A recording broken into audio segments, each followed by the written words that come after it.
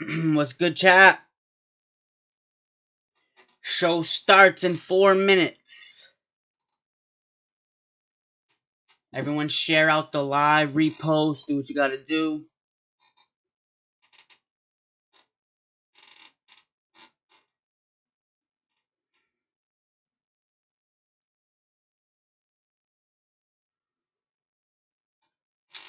That is so strange.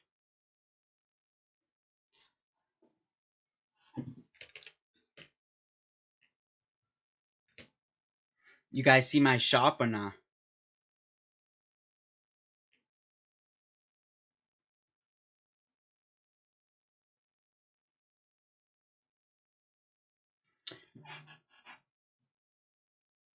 Well, that's weird.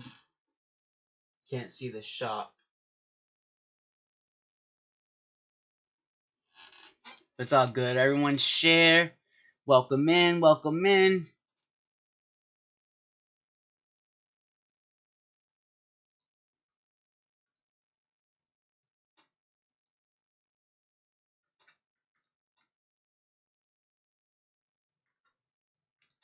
Everyone share this out. Show starting in 3 minutes. Thanks for the heart me, Michelle. There's no shop, huh? No showcase. What's going on with that? Or do you see some? Or do you see it? 'Cause I don't see it.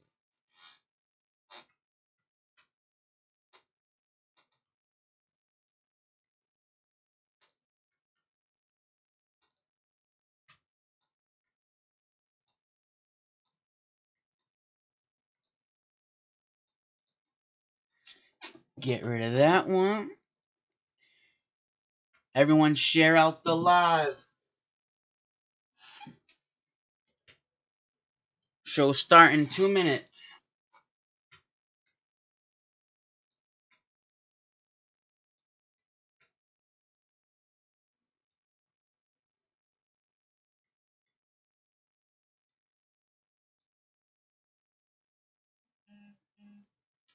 Saying I'm offline with Twitch.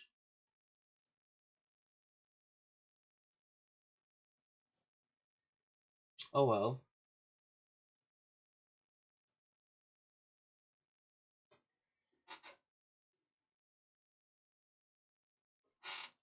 Oh well. Let me refresh it.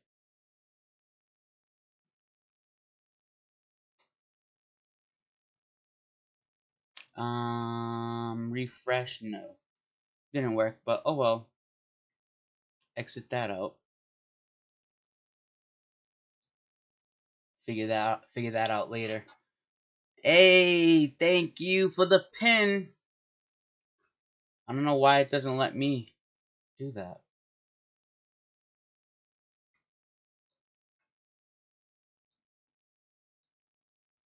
Nice, thank you so much. Alright guys, 1 minute.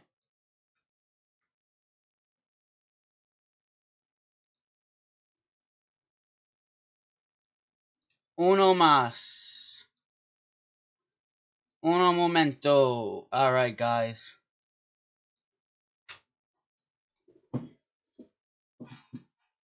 Everyone give it one last share. Let me get this on the road.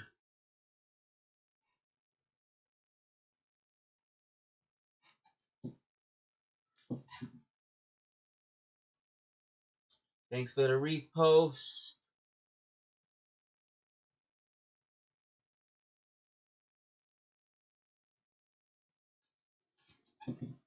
Alright, what's good, legends? Today we got Thursday Night Football, World Series, new coaches and owners, LaMelo Ball gets fined, the NCAA's future, and more. Let's get it.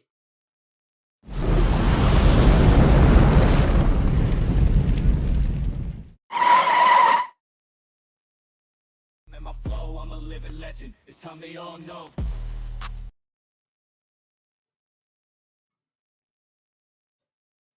Alright, game 6 of the World Series. LA versus the Blue Jays. at 8 o'clock on Fox. Toronto leads the series 3-2. The unhittable pitch rocking this MLB season. And the Aces who will be throwing it in World Series Game 6.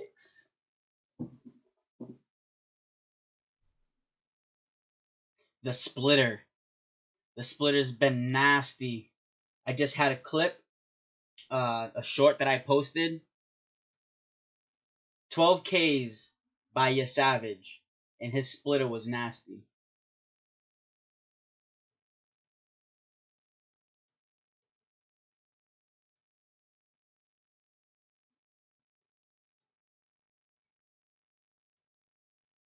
Alright, City fans gearing up for possible Blue Jays World Series win in Toronto tonight.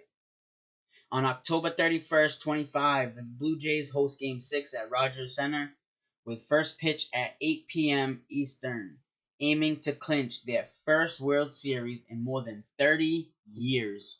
After clinching their ALCS spot last week, the Blue Jays defeated the Los Angeles Dodgers 6-1 on Wednesday, taking a 3-2 series lead heading into Game 6.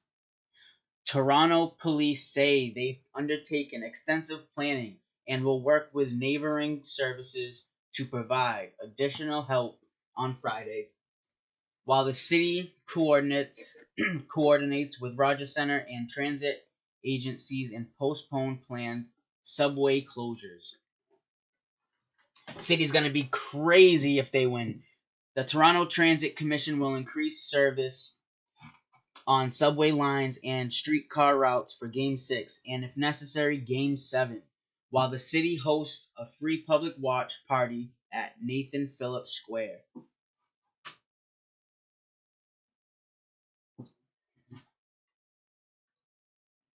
Game 7 is scheduled for Saturday, if necessary, keeping the series alive beyond tonight after last week's clinching Game 7 saw thousands of jubilant fans celebrate with chants and car horns. Let's go, Blue Jays. Let's go. Caw. Alright. Next. Chris Bassitt, willing to do whatever it takes for Blue Jays to win World Series. For 3 years, Chris Bassitt has been hoping for another chance at winning a World Series. Now that the opportunity has arrived, he'll do anything to make it happen. Bassitt, who has been a starting pitcher for most of his 11 years in Major Leagues, will again be in the bullpen as his Toronto Blue Jays host the Los Angeles Dodgers in Game 6 of the championship.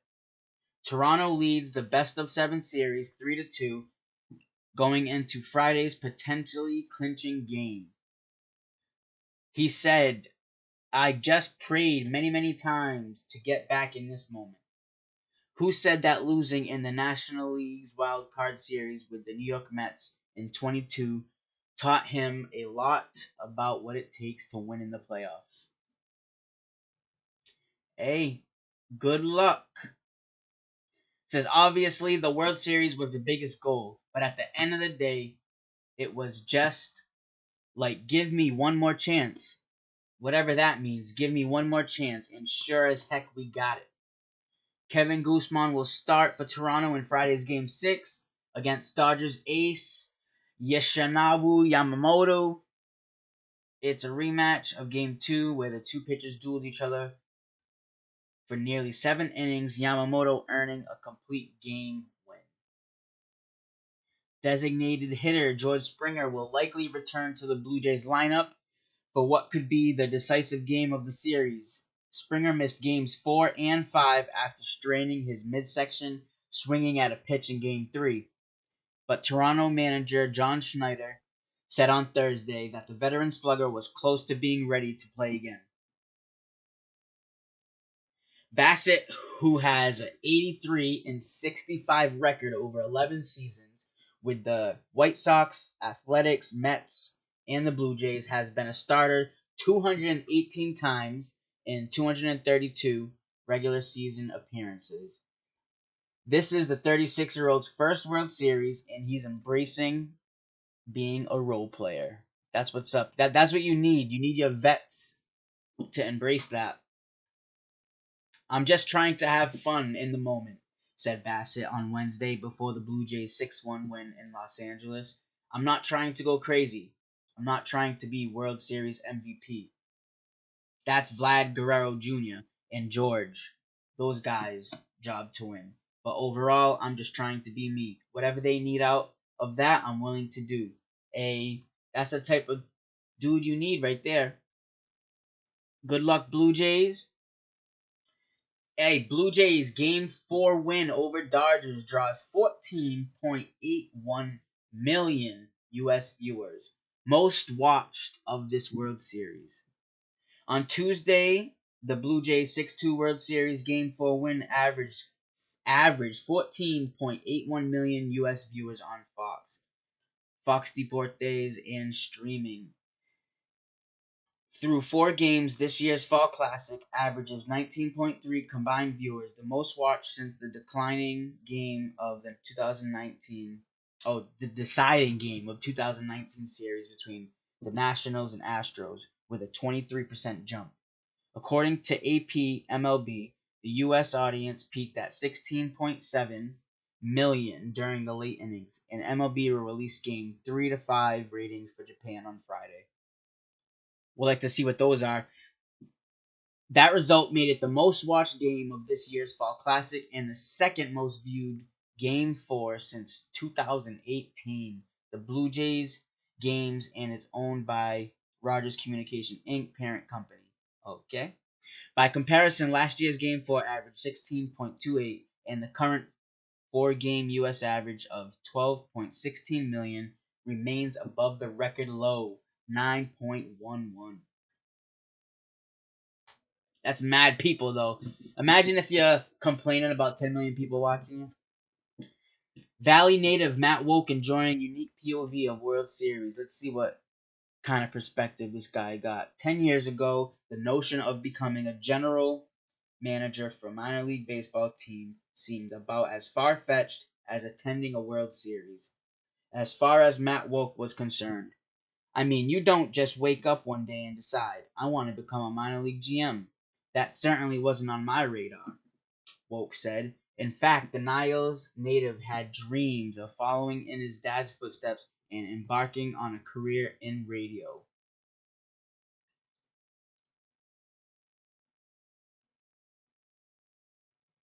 We got to read this full article.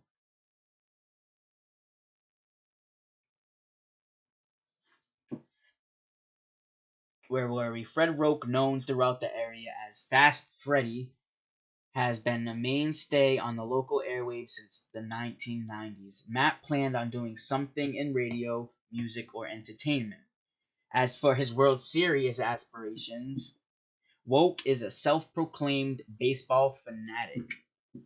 And while he has attended his share of MLB games over the years, he had never attended a postseason game, something he says was always on his bucket list.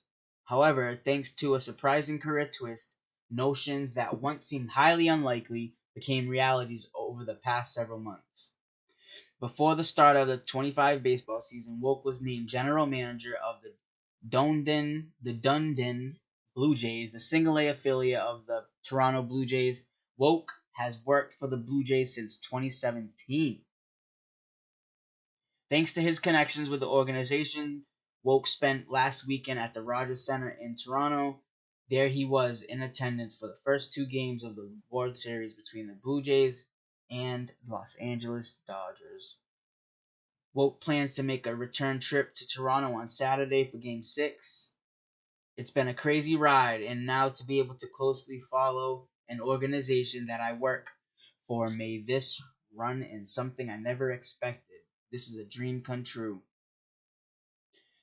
He graduated from Niles McKinley High School in 2009, went on to study broadcast journalism at Kent State. Then in the summer of 14, he found himself working part-time for the Mahoning Valley Scrapers. He had a friend handled game entertainment production for the Scrapers, and the organization was in need of workers.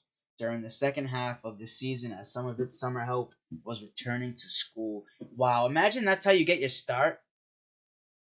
That is pretty interesting. Good for him. God bless.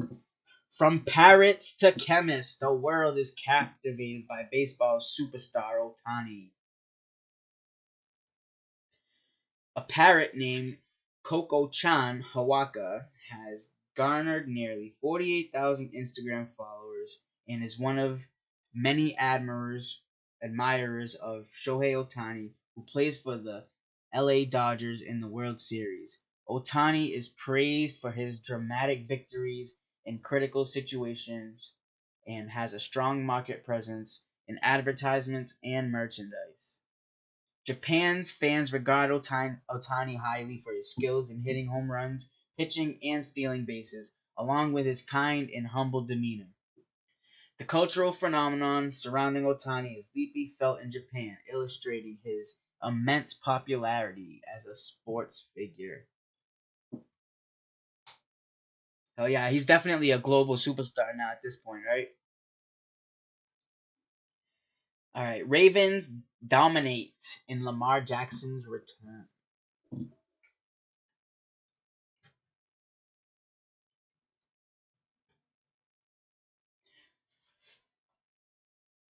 Lamar Jackson returns and slings 4 TDs in the Ravens win.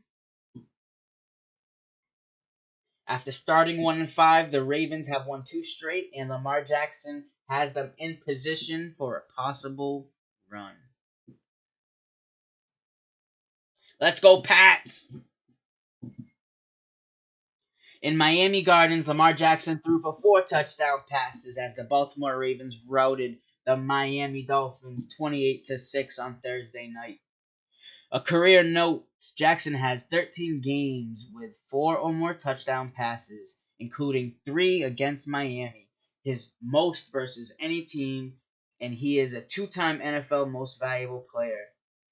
Game details show Lamar Jackson completed 18 of 23 passes for 204 yards with no interceptions, while tight end Mark Andrews caught 2 touchdown passes, and Jackson's other TDs went to Charlie Kolar and Rashard Bateman.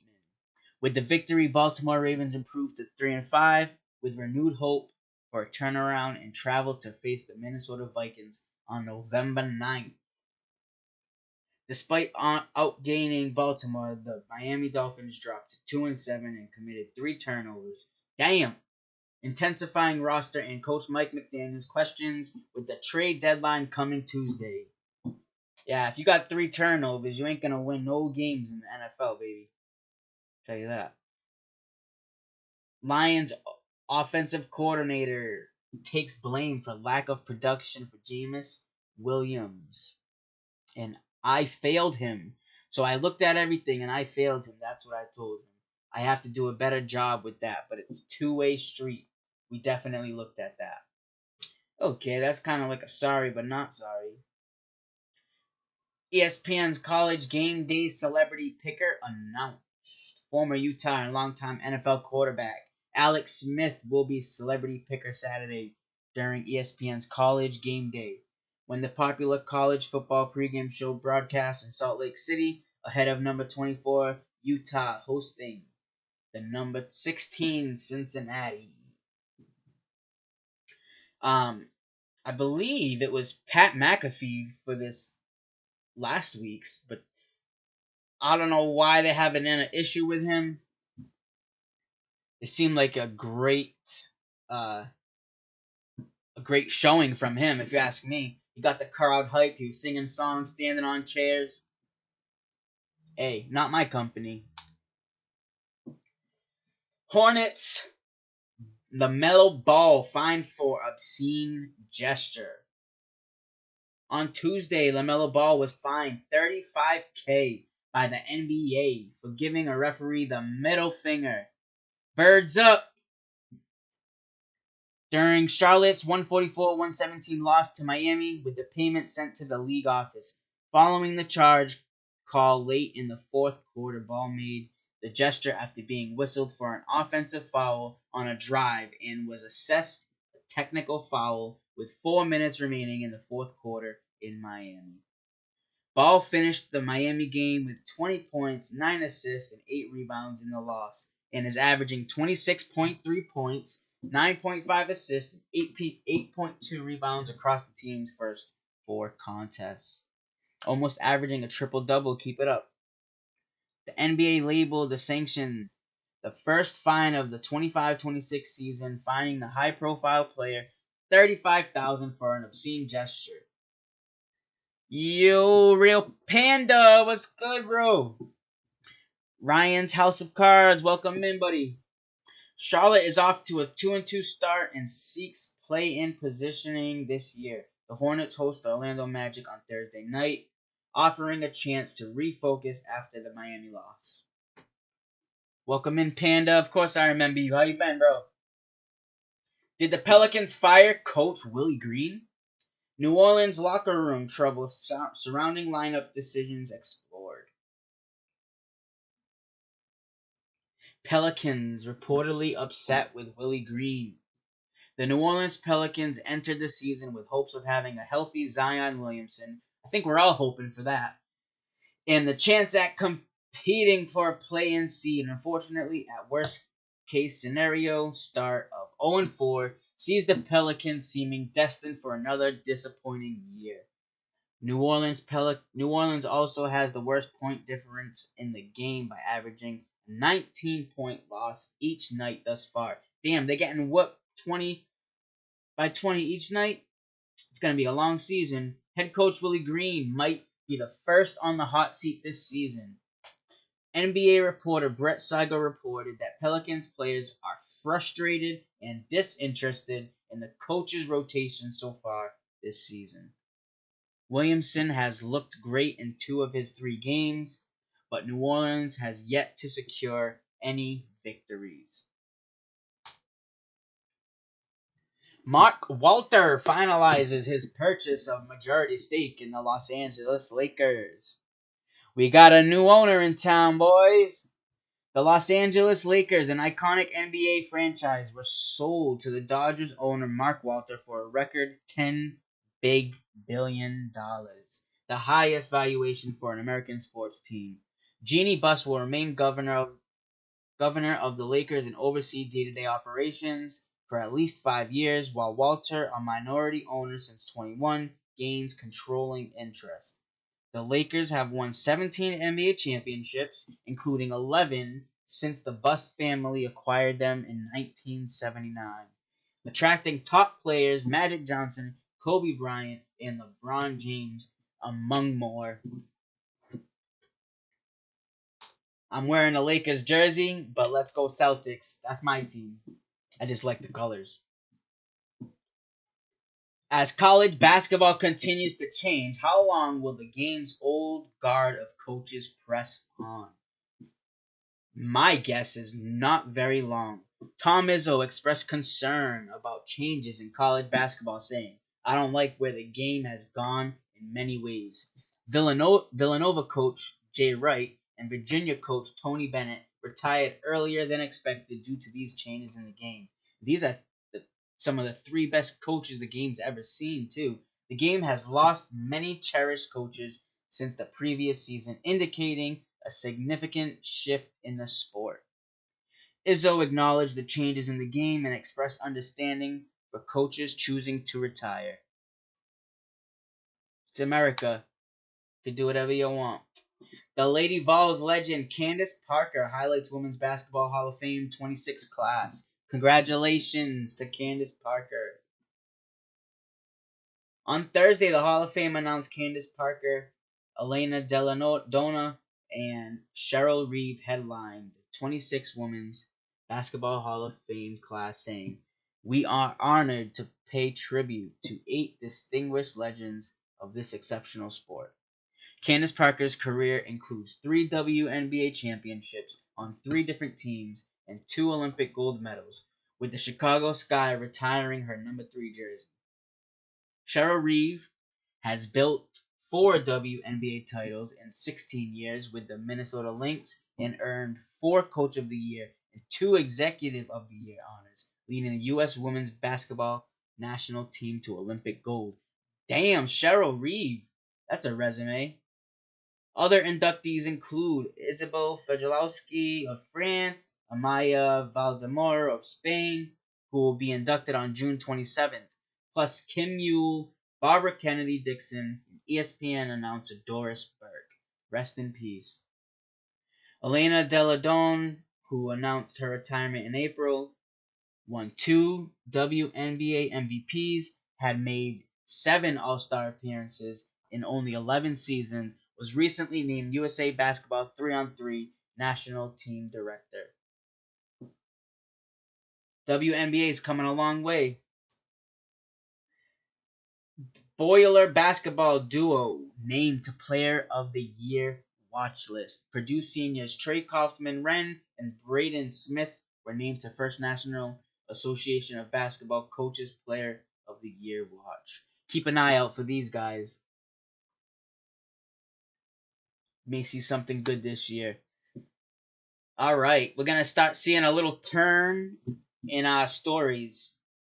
Not in the positive direction. Novak Djokovic's new life in Greece takes bad turn as he is booed alongside his son. Djokovic and his family are setting roots down in Greece after moving from Serbia, but his reception was anything but warm during a recent public appearance. It's messed up. I don't know what happened, but the guy's out with his family. Leave him alone. I know he's a public figure, but have some respect. 5 arrested for deaths of Robert De Niro's grandson and Christine's daughter. 5 people were arrested for distributing fentanyl-laced pills that caused the deaths of Robert De Niro's grandson and Christine's daughter. The defendants face mandatory minimum sentences of 20 years and maximum of life in prison if convicted for distributing over 400 grams of fentanyl. Robert De Niro said he was deeply distressed by the passing of his beloved grandson, while Christine thanked officials for hope of some justice for his daughter. We gotta pray for them real quick. Let's take a moment of silence.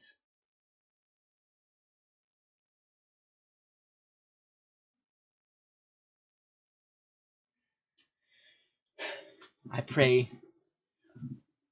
that Robert De Niro, Christine can get through this tough time and that their loved ones are resting in peace and they're off to a better place. Amen. Told you it wasn't going to be pretty. Disney yanks channel from YouTube TV after media giants fail to resolve carriage dispute. News channel 3 to 12. Guess that's the source. Beginning at 9 p.m. Pacific on October. Yo, Curry! What's good, buddy? YouTube TV will start removing Disney-owned networks as the company's agreement expired and Disney content became unavailable. YouTube TV is pressing for a shorter 1 to 2 year renewal instead of the 3 to 5 year industry standard and seeks rates like Comcast and Charter, proposing some Disney channels in a specialty tier. As of the blackout, the full list of affected nets include ABC, ESPN, FX, and Disney Channel, with 21 major channels removed and about 10 million YouTube TV subscribers losing Thursday primetime programming. YouTube TV will offer a $20 monthly credit if Disney channels stay off the platform, but subscribers lose DVR recordings and on-demand content, including NFL, NBA, and college football. Industry history shows repeated carriage blackouts and last-minute settlements, with the Disney saying Google's $3 trillion market cap allows it to pressure terms. So that means they have the leverage in negotiating. NVIDIA partners with South Korean government companies to boost AI development. Because we need more of that, right? NVIDIA will supply 260,000 AI chips to South Korea's government, Samsung, LG, and Hyundai to boost AI development. South Korea plans to build AI computing infrastructure it will control, known as sovereign AI, with over 50,000 NVIDIA chips powering facilities. NVIDIA deepened collaboration with Hyundai to accelerate innovation in autonomous vehicles, smart factories, and robotics with a new AI factory. OpenAI sued for trademark infringement over Sora's Cameo feature. Cameo, a company where the public can pay for a video message from celebrities, is suing OpenAI in a California federal court for violating its trademark rights. OpenAI's AI video model, Sora 2, has a new feature called Cameo, which allows users to make and share their virtual likeness, which Cameo claims dilutes its branding and name. OpenAI has faced legal problems and complaints over Sora 2's use of celebrity likeness without permission and has had to make apologies, change rules, and rework the model. Yeah, come on, guys, get it under control because this is getting crazy. We need to hit the brakes collectively as a freaking planet. Universal Music and AI song generator Udio settle lawsuit and partner on new AI music platform. So they settled and partnered.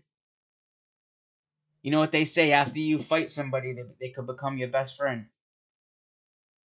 A strategic agreement between UMG and Udio announced last year settled copyright litigations and will launch a licensed AI music platform in 2026. Before this agreement, UMG sued Udio and Suno last year, alleging copyright infringement from using UMG sound recordings, and the new deal expands licensing to songs and recordings.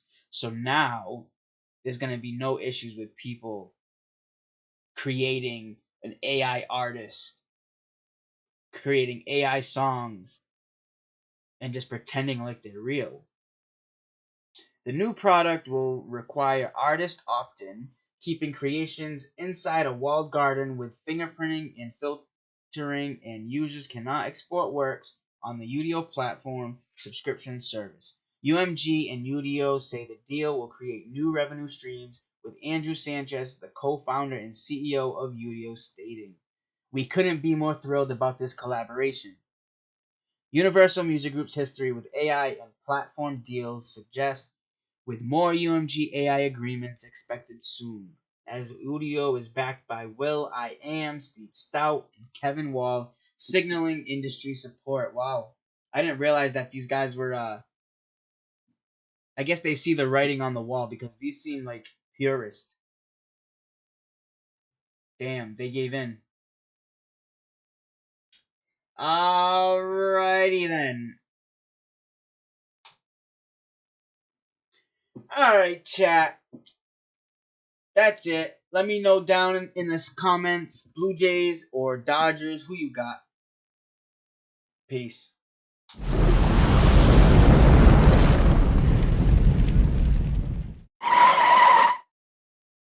My flow, I'm a living legend. It's time they all know.